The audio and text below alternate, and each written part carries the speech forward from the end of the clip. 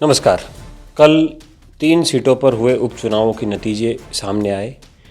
बिहार के बांकीपुर, मध्य प्रदेश की दतिया और गुजरात की सीट पर जो चुनाव हुए माजलपुर सीट पर, तीनों ही सीटों के नतीजे जो है अब सामने आ चुके हैं।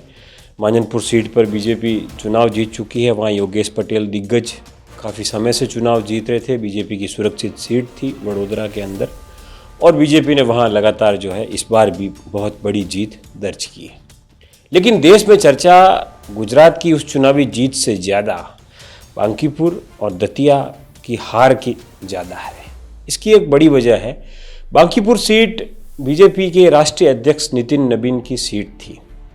जब उनको राष्ट्रीय अध्यक्ष बनाया गया तब उन्होंने न केवल बिहार के मंत्रिमंडल से इस्तीफा दिया बल्कि विधायकी भी छोड़ी, और फिर उन्हें राज्यसभा से सांसद बनाया गया और वो पार्टी के जो है फिलहाल राष्ट्रीय अध्यक्ष हैं। जब वो राज्यसभा सांसद बन गए तो उन्होंने अपनी सीट से जो है इस्तीफा दे दिया। अब बांकीपुर सीट पर आज की डेट में पीके यानी प्रशांत किशोर जो है अब जन स्वराज पार्टी के नए विधायक बन गए हैं, जन स्वराज पार्टी के अध्यक्ष हैं, और लंबे समय से चुनावी रणनीतिकार 2014 से लेकर के 2022 तक उन्होंने अलग अलग नेताओं के लिए स्ट्रेटजी बनाई, उनको चुनाव में जीत दर्ज करवाई, चाहे वो अरविंद केजरीवाल हो, ममता बनर्जी हो, उसके अलावा आपके के स्टालिन हो, तमाम नेताओं के लिए उन्होंने स्ट्रेटजी बनाई और उनको जीत दिलाई।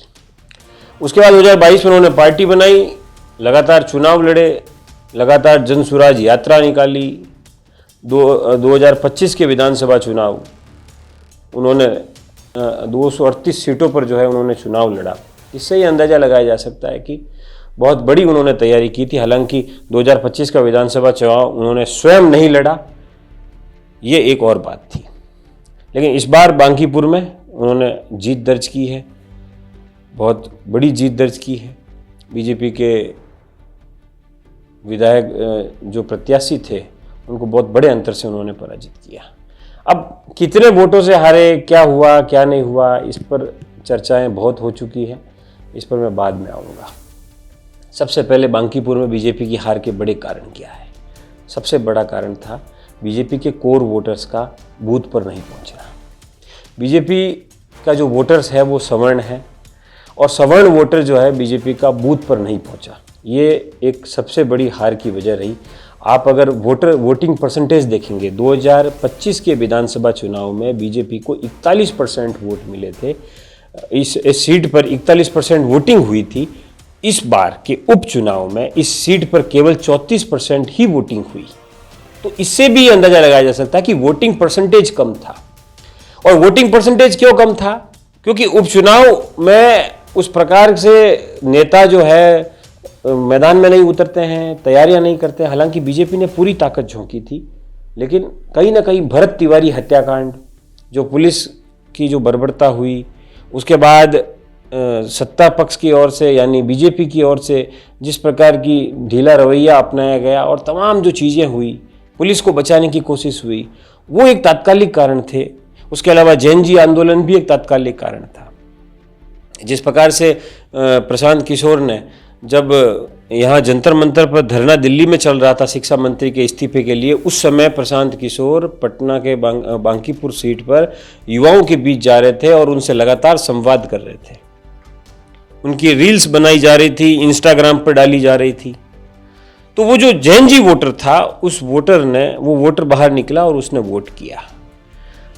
ऐसा भी नहीं था कि बांकीपुर सीट पर ऐसी कोई बड़ी बड़ी समस्याएं हो जिसका समाधान नहीं हो पा रहा था, और उसकी वजह से जो है वोटर्स वहाँ का नाराज था और उसने जो है प्रशांत किशोर को जिता दिया। तो तमाम प्रकार के बीजेपी ने आक्रामक कैंपेनिंग की। आखिर में नीतीश कुमार भी वहाँ पर गए, उन्होंने भी वीडियो मैसेज जारी किया, तमाम प्रकार की चीज़ें हुई। लगातार नितिन नवीन भी वहाँ रहे। 1995 से ये सीट जो है बीजेपी के पास थी। उनके पिता नवीन किशोर सिन्हा जो थे वहाँ 1995 से लेकर 2005 तक वहाँ एमएलए रहे। जब उनका निधन हो गया तो उपचुनाव हुआ, और उपचुनाव में उनके बेटे जो आज बीजेपी के राष्ट्रीय अध्यक्ष नितिन नवीन 2005 में वहाँ पहली बार चुनाव जीते, और 2025 तक लगातार वो वहाँ से विधायक थे। लेकिन इस बार बीजेपी का ये गढ़ जो है फिलहाल उनके हाथ से निकल गया है।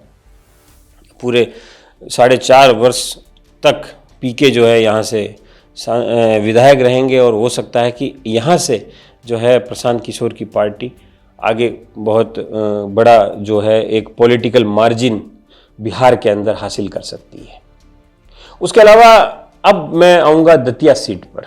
मध्य प्रदेश की दतिया सीट, जहाँ कांग्रेस के घनश्याम मेहर ने बहुत बड़ी जीत दर्ज की है। आज तक के इतिहास में दतिया सीट जब से बनी है उसके बाद से बीजेपी को वहाँ सबसे बड़ी हार मिली है 11,000 वोटों से। अब दतिया सीट भी बीजेपी का गढ़ थी।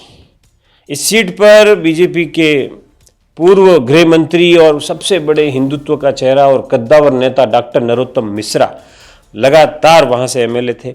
2023 के विधानसभा चुनाव में नरोत्तम मिश्रा को वहाँ से हार मिली और उसके बाद नरोत्तम मिश्रा उनकी जीत के खिलाफ जो है कोर्ट गए।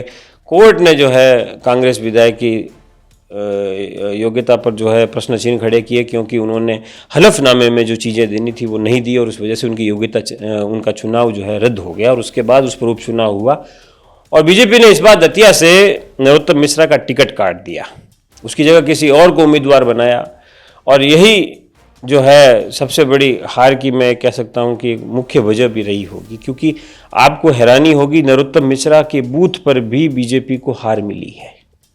इससे ये अंदाज़ा लगाया जा सकता है कि जो नरोत्तम मिश्रा से जो व्यक्तिगत तौर पर जो इन्फ्लुएंस थे, पार्टी का कैडर अलग एक चीज़ होती है, वरना ऐसा कोई सरकार के खिलाफ एंटी इनकम्बेंसी भी नहीं थी। सीएम भी उतरे, 22 मंत्रियों ने वहाँ जाकर के प्रचार किया, ज्योतिरादित्य सिंधिया स्वयं वहाँ प्रचार के लिए गए।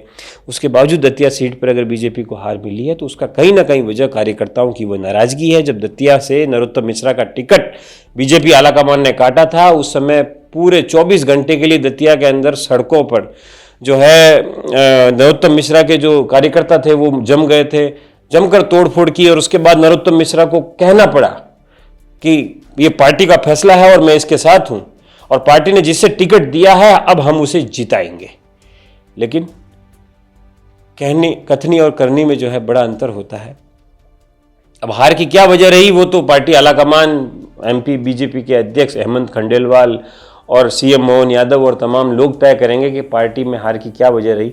वरना मोटा जो बाहर से देखने पे ये लगता है कि नरोत्तम मिश्रा का टिकट काटना बीजेपी के लिए हार की सबसे बड़ी वजह बना, वरना कांग्रेस की इस प्रकार की लहर एमपी में नहीं है कि बीजेपी को दतिया जैसी सुरक्षित सीट पर भी हार झेलनी पड़े।